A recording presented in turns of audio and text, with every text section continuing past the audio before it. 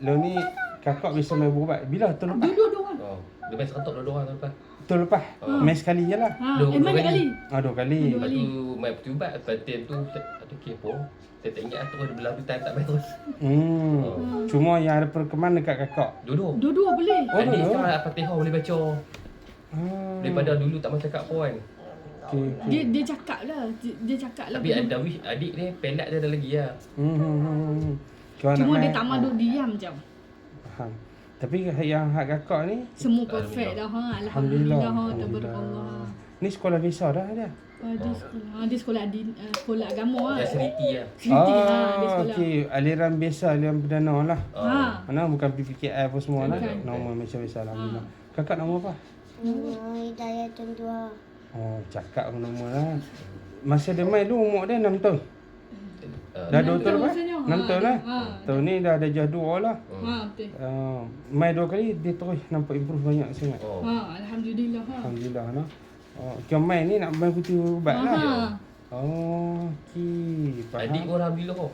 Daripada dulu tak ada orang cakap apa-apa je. Sekarang Al-Fatihah boleh baca. Boleh lah. Tapi ada pelat sikit lah. Kita suruh dia sendiri lah. Dia yang Baca buku pun boleh alhamdulillah. boleh membaca semua alhamdulillah. Tapi dia aktif sikit yang tu lah. Itu dah. Okey, faham. Darwish. Ni abang. Kakak nama apa? Kakak Tuhan. Kakak Duha. Dari segi dua ni saya nampak kakak ni lebih normal. Betul. Macam dia ni ada juga istimewa dah. Betul. Kalau nak putus ubat boleh. Tapi kalau nak sambung bagi saya jangan putus ubat lagi. Buat lagi sekali 2 kali. Tapi kalau nak putus ubat saya tak puas ikut lah. Macam mana pandangan? Jadi kita tanya dia tu. Dia kerja jadi saya tak boleh nak kata. Tak bagi saya buat dulu. Kakak ni putus ubat tak apa sebab dia dah pandai cakap dah. Maksud dia masalah dah selesai, betul-betul selesai.